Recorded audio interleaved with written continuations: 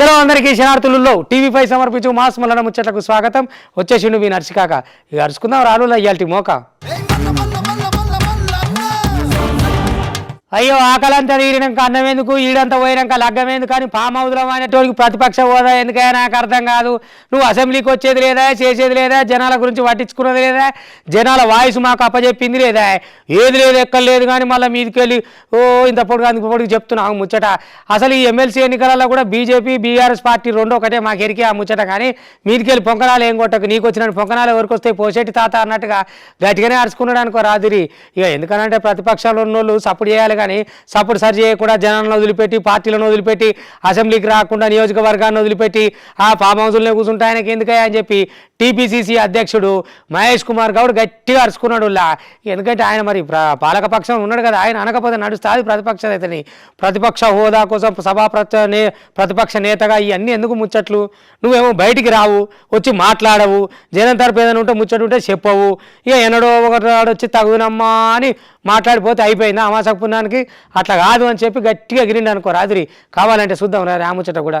గెలిపించుకున్న జనాల బాధను పట్టించుకోని వాళ్ళని మనుషులు అంటారు. ఇంకాలకు ప్రతిపక్ష హోదాలు ఎందుకు అని చెప్పి బీఆర్ఎస్ మీద, కేసీఆర్ మీద, బీజేపీ మీద దండగానే గరమైంది అనుకో రాదురి టీపీసీసీ అధ్యక్షుడు మహేష్ కుమార్ గౌడు.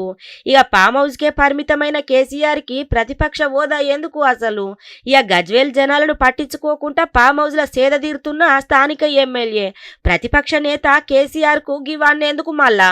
మీకు ప్రతిపక్ష హోదా ఇచ్చి గౌరవిస్తే మీరు కనీసం అసెంబ్లీ కూడా రాకుంటే ఈ ప్రతిపక్ష హోదా మీకు అవసరమా అని రాష్ట్ర ప్రజలు అడుగుతా ఉన్నారు.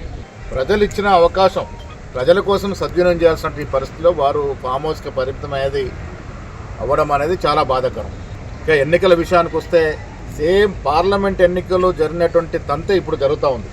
బీజేపీ పార్టీతో లోపాయికార్ ఒప్పందంలో ఉండి ఆనాడు బీజేపీ 8 స్థానాలు గెలవడానికి లోపాయికారిక సహాయ సహకారాలు అందించినటువంటి బీఆర్ఎస్ పార్టీ ఇవాళ కూడా ఇక్కడ అభ్యర్థి నిలుపుకోవడం అంటే బీజేపీకి సహాయ సహకారం అందించాలనే ఒక నిర్ణయంతో కనబడతా ఉంది. ఎమ్మెల్సీ ఎలక్షన్లల్లా బీఆర్ఎస్ బీజేపీ దోస్తి కట్టింది. గీ ముచ్చట మాకు మస్తు ఎరకనే గాని తెలంగాణలో బీఆర్ఎస్ దుకాణం బంద్ అయిందిగా. కాంగ్రెస్ పార్టీ ఎమ్మెల్సీ అభ్యర్థి నరేందర్ రెడ్డిని భారీ మెజార్టీతోటి గెలిపియుండ్రి. ఎమ్మెల్సీ ఎలక్షన్లల్లా కాంగ్రెస్ పార్టీ అభ్యర్థులను ఓడించేందుకు బీఆర్ఎస్ బీజేపీ ఇక మొత్తానికైతే పెద్ద కథలు పడుతున్నది కానీ గవేం నడువాయి. ఇక ఎన్నికలు కూడా దగ్గరకు వస్తున్నాయి, జనాలు కూడా చూసే ఓట్లేస్తారు. కానీ పార్లమెంటు ఎలక్షన్ల తీరుగానే ఎమ్మెల్సీ ఎలక్షన్లలో కూడా పరోక్షంగా బీజేపీకి ఇక మద్దతిస్తున్న బీఆర్ఎస్ పార్టీ గురించి మాకు మొత్తం ఎరకైంది. ఎమ్మెల్సీ ఎలక్షన్లలో పోటీ చేసేందుకు బీఆర్ఎస్ పార్టీకి అభ్యర్థులు కరువాయే. బీజేపీ 8 మంది ఎంపీలుంటే బడ్జెట్ల రాష్ట్రానికి వచ్చిన నిధులు గాడిదగుడ్డాయి. ఇక ఇక్కడి బీజేపీ నేతలకు మతం పేరిట రెచ్చగొట్టి రాజకీయంగా లబ్ధి పొందుడు తప్ప ఇంకొకటి ఏం లేదు. గదొకటే ఆనవాయితీగా పట్టుకత్తున్నారు. 8 పార్లమెంట్ స్థానాల్లో గెలిస్తే 4 ఈ ప్రాంతంలో గెలిపించినారు. బడ్జెట్లో ₹1 తెచ్చిన పాపాన పోలే ఈ పార్లమెంట్ సభ్యులు. కేంద్రంలో అధికారులు ఉన్నారు, 2 మంత్రులు ఉన్నారు. 2 మంత్రులుండి కూడా చాతకానితనంతో బడ్జెట్లో ₹1 మన రాష్ట్రానికి పెట్టిన పాపాన పోలే తెచ్చిన ధైర్యం లేకుండా పోయింది. మీకు ఇవాళ మళ్ళీ మతం పేరటనే ఈ ఎమ్మెల్సీ ఎన్నికల్లో కూడా గెలవాలని ప్రయత్నం చేస్తూ ఉన్నాను. నేను విజ్ఞునైన గ్రాడ్యుయేట్స్కి మీ ద్వారా విజ్ఞప్తి చేస్తూ ఉన్నాను, ఇది కులం మతం కాదు, సమర్థవంతంగా పనిచేసే నాయకుని ఎన్నుకోవాలి. స్వాతంత్రం వచ్చినాకట దేశంలో మొట్టమొదటిసారి తెలంగాణ కులగణన సర్వే చేసుడు జరిగింది. ఇక కులగణన సర్వే తోటి దేశానికి మేము ఆదర్శంగా నిలిచినాం. పారదర్శకంగా కులగణన సర్వే పెట్టినాము. కేటీఆర్ మేకపోతు గాంభీర్యం ప్రదర్శిస్తున్నాడు. ఏదన్నా ఉంటే మంచిగా మాట్లాడాలి కానీ సాటుగా మాట్లాడే మాటలేంటి? బీఆర్ఎస్లో కేటీఆర్, కవిత, హరీష్ రావు నడుమ 3 ముక్కలాట నడుతున్నది. బీసీల గురించి బీఆర్ఎస్ నేతలు మాట్లాడితే దయ్యాలు వేదాలు మళ్లించినట్లే ఉన్నది. గిసుంటోళ్ళ మళ్ళీ నీతులు చెప్తారు అని చెప్పి మొత్తానికైతే దాండిగా ధ్వజం ఎత్తిండులా. అగో ధర్మపురాణం మీద దంచేసి పెట్టింది కాదనలో డైలాగులు మొత్తం మీదనైతే ఏదో కులగణన అధికారికంగా ప్రకటించినవా? అది రాకముందే లీకులతోటి ఇన్ని ఫేక్ న్యూస్లతోటి ఆగమాగం చేస్తున్నారు తెలంగాణలో. నీకు దమ్ముంటే ఆ సంఖ్యను నువ్వు అది ఏందో ఆ కథ ఏందో ప్రకటించు. నువ్వు గది ప్రకటించకుండా ఇవన్నీ చెప్తారేందా? అయినా గుణం కావాలి కానీ కులం కావాలి. నానే ఎన్నికలలో గెలుస్తేందుకు, జనాలకు మంచి చేసేందుకు నీ దమ్మేంది, నీ కథ ఏంది, నీ కార్ఖాన ఏంది చూపించాలి. నీ మంచితనం ఏందో చూపించాలి, నీ గుణం చూపించాలి, నువ్వు చేసే అభివృద్ధి చూపించాలి, నువ్వు చేయబోతున్న నీ విజన్ ఏందో చూపించాలి.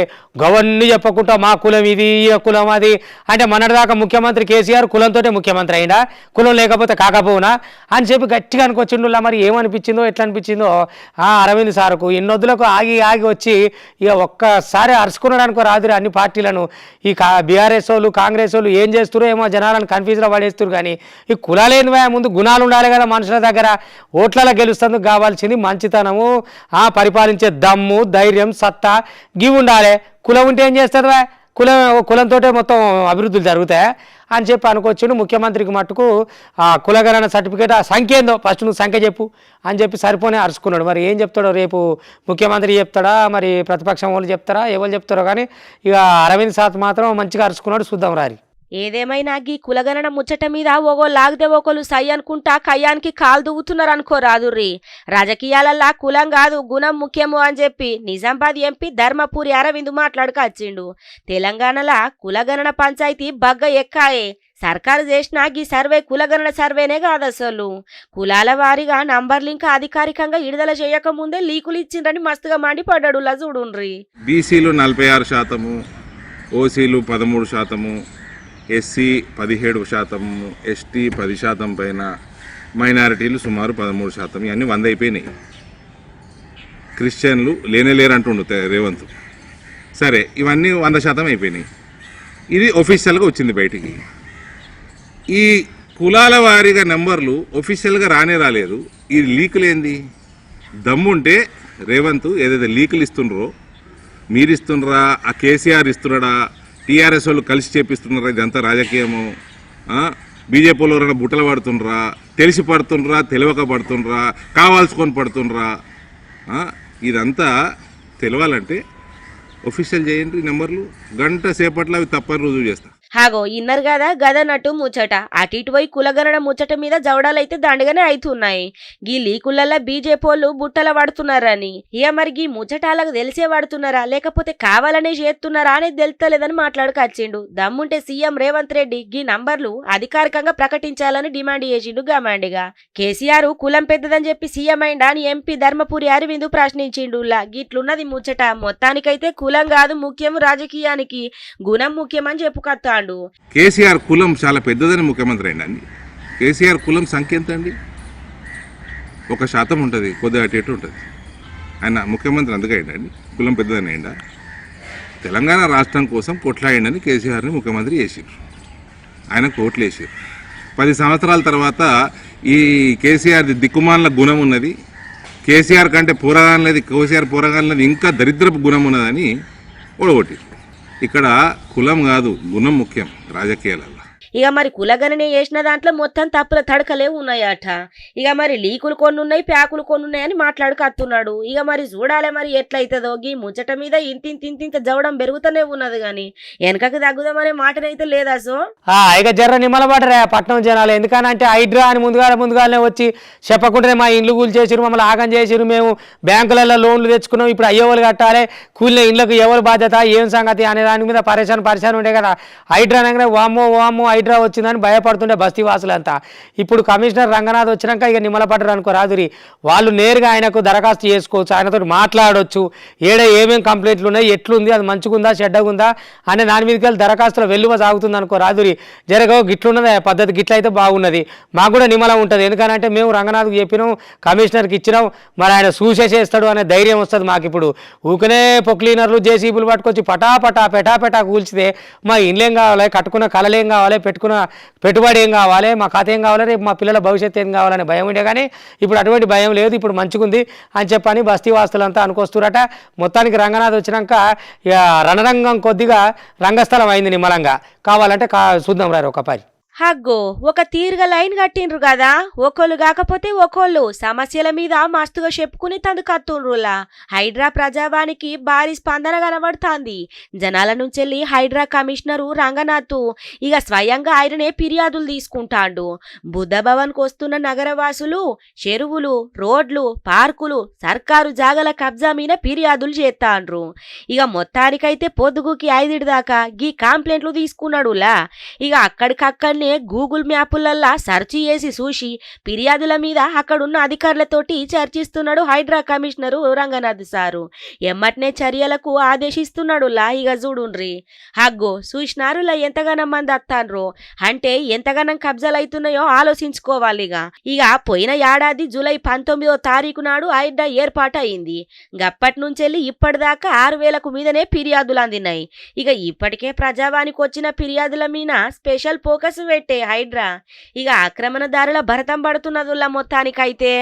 ఇక ఈ ముచ్చట మీద కబ్జా రాయుల గుండెలల్లా రైళ్లు రాళ్ళు బాగానే పడతా అన్నాయి. మరి లేకపోతే ఎందుల్లా అక్రమంగా తీసుకున్న సొమ్ము ఉత్తగానే ఉంటదా? చూసిన అరులా వంగలపూడి అనిత మేడం ఎంత చేసిందో ఏపీ హోంమంత్రి. అగో ఆమె అనుకోకుండా ఆమె కార్యక్రమంలో శ్రీశైలం అడవులకు వెళ్ళి అట్లా వాడి కాన్వాయ్ తోటి పోతున్నారట. పోతుండగా ఓ మహిళకు యాక్సిడెంట్ అయిపోయి కింద పడ్డదట. ఎంపటే కాన్వాయ్ని ఆపి ఇక ఆమె కార్లోనే కూర్చోబెట్టుకొని దవాఖానకు తీసుకుపోయి అలా శరీక చేయించి డాక్టర్లకు చెప్పి ఏం కాకుండా చూసుకోరని. ప్రజాప్రతినిధులు అంటే ఇట్లా ఆదర్శంగా ఉండాలి. ఇగో ఎవరైనా పోతుంటే మాకేంది నమస్తే సార్ అన్నా కూడా పట్టించుకొని పుక్కుంటా పోయే ప్రజాప్రతినిధులు ఉన్నారు. అంతేందుకు చక్కగా సర్పంచులు కూడా ఉన్నారు. కానీ హోంమంత్రి అయి ఉండి కూడా దారిన పోతుంటే ఆ మహిళను చూసి మానవత్వంతో దగ్గరికి తీసుకొని దవాఖానకు తీసుకుపోయి డాక్టర్లకు చెప్పి మరి వైద్యం ఇప్పించిందంటే ఏగో ఇట్లాంటి వాళ్ళకి హ్యాట్సాప్ అంటారు. జనం ఏడ కనబడ్డా చేయెత్తి మొక్కుతారు. అసొంటి నేతలే మళ్ళీ కావాలనుకుంటారు. ఎందుకంటే ప్రమాదాలు ఉన్నప్పుడు ఆదుకోవాలి. మరి అట్లనే నమ్ముకొని ఎన్నుకున్నప్పుడు వాళ్ళ నియోజకవర్గాలకు కానీ వాళ్ళని నమ్ముకున్న జనాలకు కానీ మంచి చేయాలి. ప్రజాప్రతినిధులు ఇట్లుంటేనే మంచితనంతో ఉంటేనే ఆనాటి ప్రజాప్రతినిధులు ఎంత మంచిగా ఉన్నారో అటువంటి తరం మళ్ళీ ఇప్పుడు ఉంటేనే రేపు మంచితనానికి, మంచి సొసైటీకి, మంచి సమాజానికి బాటలు పడతాయి అన్నట్టు. అందుకనే అనిత మేడం సెల్యూట్ అంచున్నారు. చూస్తున్న జనం మాస్మలన్న వార్తల తరపుకెళ్ళి మనం కూడా ఆ మేడానికి ధన్యవాదాలు చెప్దాం.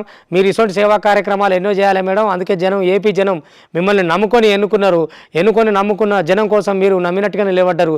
నిజంగా ఆ మహిళ మీకు చేతులెత్తి దండం పెడుతుంది అన్నట్టు. ఇక జనంలో తిరిగే నాయకులుంటే, జనం కోసం ఆలోచించే నాయకులుంటే ఎటువంటి సమస్యలకు తావుండదులా. ఇక ఈ పల్నాడు జిల్లా కాడ మానవత్వం చాటుకున్నది హోంమంత్రి అనిత మేడం.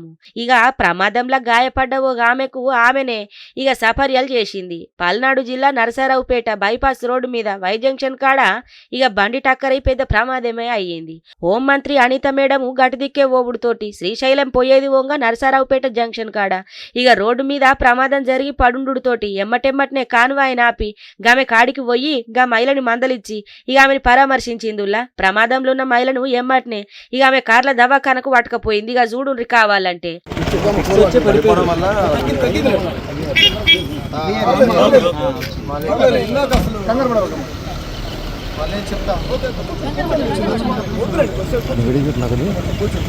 హాగో చూసినారులా.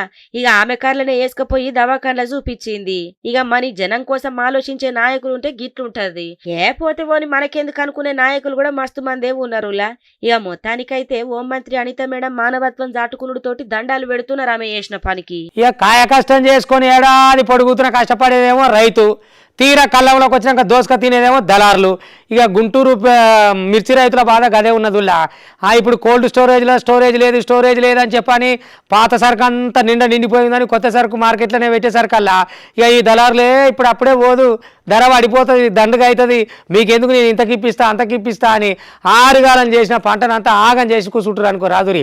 వాళ్ళు జేబులు నింపుకున్నందుకు వీళ్ళ చేతుల్లో మట్టి కొట్టుడు, వీళ్ళ నోట్ల మట్టి కొట్టుడు అనే పని పెట్టుకున్నారు. ఇక అక్కడ స్టోరేజ్లో ఉన్న పాత పంటనేమో పోలేదనేమో వాళ్ళు, ఇక ఈడ ఖాళీ లేదనేమో వీళ్ళు. ఈ నడిమి ఇట్లా చేసుకున్న పంట ఎట్ట కావాలరో దేవుడా, పెట్టుబడి పెడితే ఆరుగాలం కష్టం చేస్తే ఆయన నష్టపోతే ఎట్లా అని చెప్పని రైతన్నలు రంది పడుతుంటే దళారులు దంచుకొని తినే పని మీద ఉన్నారు, దండుకొని తినే పని మీద ఉన్నారు. వీళ్ళని మోసం చేసి వీళ్ళని ముంచిపోయే పని మీద ఉన్నారు. ఇక ఏం చేయాలి, ఎట్లా చేయాలి, సర్కారే జర మా మీద నజరేయాలని రైతన్న సర్కారు కోసం కన్నీళ్లతోటి ఎదురు చూస్తుండు. ఇక కండ్లల్లో మిర్చి పంట ఏమో కానీ ఈ కరువు మంట మాత్రం ఉన్నది సారు, జర చూడు ఎట్లనే చేసి. అయ్యో అందరి బాధ కాదు, మిర్చి పంట పండించిన రైతుల బాధ కాదు. చూడుండ్రి, పండించిన పంటకు గిట్టుబాటు ధర లేక గుంటూరు మిర్చి రైతులు కంట కన్నీరు ఒలుకుతాంది పాపం. మార్కెట్ల స్టోరేజ్ ఇబ్బందులతోటి గిడ్డంగుల కాడ దాచుకునే ఖాళీ లేక రైతన్నలు దిగాలు పడిపోతాండ్రు. గుంటూరు నగరం చుట్టూరుగా కోల్డ్ స్టోరేజ్ల దాదాపు 30 లక్షల బస్తాలు పాత పంట నిల్వ ఉండుతోటి ఇక కొత్తగా పండించిన పంటకు స్టోరేజ్ చేస్తేందుకు ఇక గన్లనే ఉంచేందుకు మస్తుగా ఇబ్బందులు పడుతున్నారు. ఇక రోజుకు ఎకరాకు 90,000 బస్తాల దిగుబడి చొప్పున అత్తున్నదట. 60 రోజుల దాకా మార్కెట్ యార్డుకు మిర్చి పంట అచ్చుడుతోటి స్టోరేజ్ ఇబ్బందులు రెట్టింపు కాబట్టే ఉన్న పంట ఉన్నట్టే ఉండబట్టే కొత్త పంట రాబట్టే ఇంకెడికెంచి అవుతుంది చెప్పుండ్రి. ఇప్పుడు తొలి కోతకు వస్తే కూలీ వచ్చేసి 1,50,000 అయింది. నాకు పట్టి చూస్తేనేమో 1,40,000 అని, చేతికి 10,000 పడుతున్నాయి. కూలీ వచ్చేసేమో 600, తాలుగాలు ఏరితేనేమో 500 అంటున్నారు. ఒక మందు బుడ్డి కొట్టాలంటే 2,000, ఎకరానికి 1,50,000 నుంచి 2 లక్షల రూపాయలు ఖర్చు అవుతుంది. దిగుబడి చూస్తేనే 1,00,000 రూపాయలు వచ్చేటట్లేదు. మేము మిర్చి తెచ్చామండి. ఈ రోజు కొత్త మిర్చి అమ్మటానికి కొత్త వాళ్ళు కొంటున్నారు, రేట్లు లేవు. ఆ కోల్టేజీ కూడా ఖాళీలు లేవు. కొత్త దళాలకు అమ్ముడు పోతున్నాం, మాకు రేట్లు లేవు. 12,000 అండి తేజ. పోయిన సంవత్సరం 18,000, 19,000 పడ్డ తేజ ఇలా 12,000. నాకు కోత కూలికి పోను 3 ఎకరాలు నేను కౌలుకే చేసేది. ఎకరానికి 30,000 నేను కౌలు కట్టాలి. కౌలానే వచ్చి కూర్చున్నాడు, మందు కొట్టాయన కూర్చున్నాడు. అన్నీ పోయి నాకు దాంట్లో పాల కూడా మిగలేదండి ఇలా అమ్మిన మార్కెట్లో. ఇక మరి అమ్ముకుందామంటేనేమో గిట్టుబాటు ధర కూడా లేకపాయే. కనీసం కూలినాళ్ళకి ఇచ్చినాయి, చేత కూలీలకు ఇచ్చినాయి, అటు ఇటు రానిపోని ఖర్చులు కూడా రాకపోయినాక పంట వేసేందుకు చెప్పుండ్రి. ఇక గదే బాధపడతాండ్రు గాళ్ళు కూడా. గిదే అదునుగా చూసుకొని రైతులను నిలువుగా దోసుకుంటుండ్రు దళారులు, అందిన కాడికి దోసుకొని పైసలు దంచుకుంటుండ్రు వ్యాపారులు. దీంతో రైతు శ్రమ వృధాగా మారుతున్నదనే చెప్పాలా. పనిపాటు లేనోడట పాత గోడలకు పోయి పేకాట ఆడినట. గజనే ఉంది. పైసలున్న పొరగాలేదు ఏముంటది. పెద్ద పెద్ద కార్లు కొనా ఇక ఊరవతలికి పోయి అవుటర్ రింగ్ రోడ్లలో అక్కడ ఇక్కడ ఖాళీగా ఉంటారు కదా, మరి పొద్దుగంగా ఏమైనా తీసుకుంటారా లేకపోతే కార్లు అట్ట తిప్పుడు సరదా నా తెలియదు. కానీ ఇక మొత్తానికైతే రయ్యా రుయ్యా అని ఇటు తిప్పుడు అటు తిప్పుడు, గేర్ లేసుడు, స్టంట్ చేసుడు, ఓ టైర్ లేపు సర్రన పోవుడు, ఇటు పోయి అటు పోవుడు. ఇక జర కడుపు కాలినోడు అయితేనేమో కారు ఖరాబ్ అవుతుంది, ఎట్ట తోలుకోవాలి ఏం సంగతి అని భయంతో ఉంటాడు. ఇక మనకేం భయం, మన బాబులు బడా బాబులేనా.